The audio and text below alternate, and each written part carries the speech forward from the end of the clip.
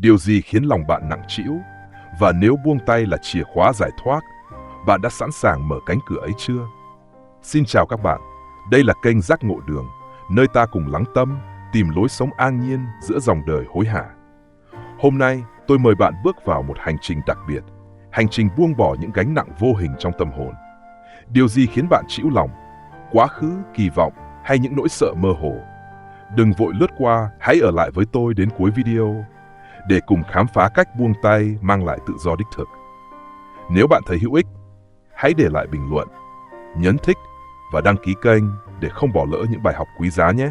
Tôi từng nghĩ rằng cuộc sống là một chuỗi ngày nắm giữ tình yêu, danh vọng, tiền bạc và cả những vết thương lòng.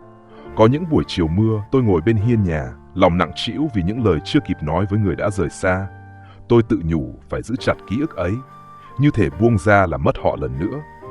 Nhưng bạn có bao giờ tự hỏi, càng nắm chặt, ta càng mệt mỏi đến nhường nào? Tôi đã từng như thế, ôm lấy những gánh nặng vô hình, tưởng rằng đó là cách để sống trọn vẹn. Một lần, tôi đi qua một ngôi chùa nhỏ, nghe tiếng chuông vang lên giữa không gian tĩnh lặng. Tiếng chuông ấy như đánh thức tôi khỏi cơn mê. Trong kinh Tương Ưng Bộ, Đức Phật dạy, cái gì không phải của ngươi, hãy từ bỏ nó đi, từ bỏ nó sẽ đưa đến lợi ích và an lạc cho ngươi. Tôi chợt nhận ra, những gì không còn thuộc về ta, quá khứ, nỗi buồn hay kỳ vọng, nếu cứ giữ, chỉ như mang vác đá tảng trên vai. Tôi nhớ một người bạn từng kể, anh ấy mất ngủ hàng đêm vì lo mất việc. Anh nắm chặt nỗi sợ ấy, đến mức quên mất niềm vui khi thức dậy thấy trời xanh. Tôi khuyên anh thử buông, anh cười buồn, buông sao nổi khi đó là cả cuộc đời tôi. Nhưng rồi, anh thử thả lỏng từng chút, và lạ thay, lòng anh nhẹ hơn. Tôi cũng từng như anh, bám víu vào những điều không thể thay đổi. Có lần, tôi giữ mãi một chiếc vòng tay cũ, món quà từ một người từng rất quan trọng. Tôi sợ nếu vứt đi, tôi sẽ quên họ. Nhưng một ngày, tôi quyết định đặt nó xuống, không phải để quên, mà để lòng mình được thở. Khi ấy, tôi cảm nhận được sự nhẹ nhõm kỳ lạ, như thể một cơn gió mát lành thổi qua tâm hồn. Bạn có thấy điều đó trong đời mình không? Một mối quan hệ đã phai, một lời xin lỗi không thể thốt ra, hay một giấc mơ xa vời. Những gánh nặng ấy, bạn có dám buông không? Buông bỏ không phải là mất tất cả. Tôi từng sợ rằng buông tay là từ bỏ chính mình. Nhưng không, đó là cách để ta tìm lại sự tự do. Hãy thử hôm nay, chỉ một lần thôi, buông một suy nghĩ tiêu cực, một kỷ vật cũ, hay một nỗi lo không tên. Bạn sẽ thấy khi tay ta trống, lòng ta mới đầy.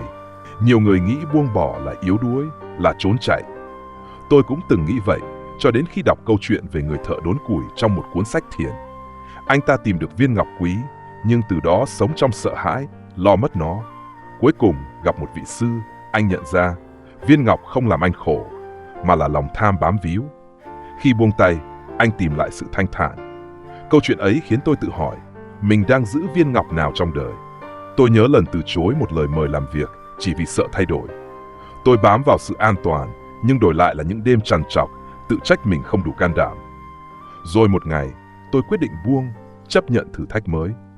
Kết quả không hoàn hảo, nhưng tôi không còn bị giam trong nỗi sợ.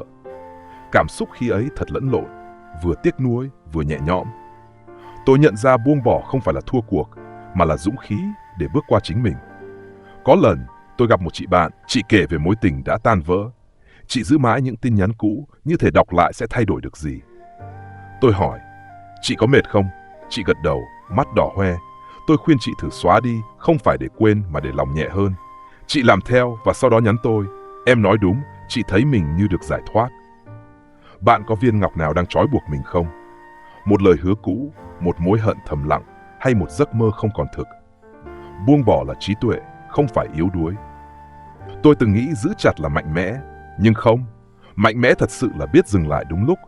Hãy thử hôm nay, buông một điều nhỏ thôi. Một suy nghĩ tiêu cực, một kỷ vật không còn ý nghĩa.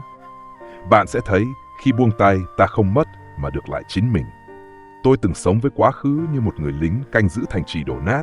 Những sai lầm, những lần chia tay, những cơ hội bỏ lỡ, chúng như bóng ma ám ảnh. Có lần tôi ngồi viết lại một lá thư cũ, tưởng như gửi đi sẽ thay đổi được gì. Nhưng rồi tôi chợt nhớ lời triết gia Lão Tử. Nếu bạn buồn vì quá khứ, bạn mất cả hiện tại. Đúng vậy, tôi đã quên mất ánh nắng ngoài kia, tiếng cười của con trẻ và cả hơi thở của chính mình. Tôi nhớ một buổi tối, ngồi bên cửa sổ nhìn mưa rơi. Tôi lôi ra một tấm ảnh cũ, chụp cùng người bạn thân đã xa cách. Tôi tự hỏi, nếu giữ mãi, tôi được gì? Nỗi buồn ấy không mang họ trở lại, chỉ làm tôi thêm nặng lòng. Rồi tôi quyết định cất ảnh đi, không phải để quên, mà để sống tiếp. Khi ấy tôi khóc, nhưng nước mắt không phải là đau, mà là giải thoát. Bạn có bao giờ cảm thấy quá khứ như sợi dây trói chặt mình không? Buông bỏ quá khứ không dễ. Tôi từng nghĩ đó là phản bội ký ức, nhưng không, đó là cách để ta trân trọng hiện tại. Hãy thử hôm nay, ngồi xuống, nhắm mắt và nói với quá khứ, cảm ơn nhưng ta không cần ngươi nữa. Chỉ 1 phút thôi, bạn sẽ thấy hiện tại đáng quý biết bao, tiếng gió ngoài kia, hơi ấm từ tách trà, hay chỉ là nhịp tim đều đặn của bạn. Tôi từng chạy theo những giấc mơ lớn, một công việc hoàn hảo, một tình yêu lý tưởng. Mỗi lần không đạt được, tôi tự trách mình không đủ tốt. Có lần, tôi ngồi trong quán cà phê, nhìn mưa rơi, chợt nhận ra, hạnh phúc không phải là thứ ta đạt được, mà là thứ ta cảm nhận. Một tách trà nóng, một cái ôm từ người thân, chẳng phải đủ rồi sao? Tôi nhớ một buổi sáng, thức dậy sớm, nghe tiếng chim hót ngoài vườn. Tôi không vội vàng chạy theo công việc, không lo lắng về ngày mai. Tôi chỉ ngồi đó, cảm nhận từng hơi thở. Lòng tôi nhẹ, như thể mọi mong cầu tan biến. Bạn có bao giờ thử sống chậm lại, không đòi hỏi quá nhiều từ đời không? Khi giảm bớt mong cầu, tôi thấy đời không còn là cuộc đua, mà là một hành trình để tận hưởng. Hãy thử hôm nay, thay vì mong mọi thứ hoàn hảo, trân trọng một điều nhỏ bé, nụ cười của ai đó, ánh nắng xuyên qua cửa sổ, hay chỉ là bạn còn khỏe mạnh. An lạc không ở đâu xa, nó ở ngay đây, Ashmanshit. Tôi từng giữ trong lòng một vết thương từ lời nói vô tình của một người bạn. Mỗi lần nhớ lại, tim tôi như bị bóp nghẹt. Tôi tự hỏi, tại sao họ làm vậy? Tôi muốn họ xin lỗi, muốn họ hiểu tôi đau thế nào. Nhưng rồi tôi nhận ra, giữ mãi nỗi hận ấy, tôi chỉ làm khổ chính mình. Tha thứ không phải là xóa tội cho họ, mà là trả tự do cho tâm hồn tôi. Một ngày tôi ngồi thiền, nhắm mắt và nói thầm, tôi tha thứ, không phải với họ mà với chính mình. Khi ấy, tôi thấy nhẹ như gió thoảng, như thể một gánh nặng rơi xuống. Bạn có vết thương nào cần chữa lành không?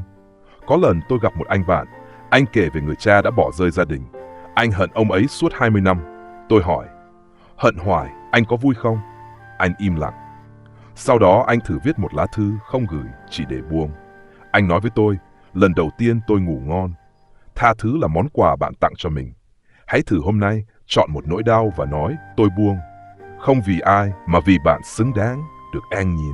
Cảm ơn các bạn đã đồng hành cùng Giác Ngộ Đường trong hành trình buông bỏ hôm nay.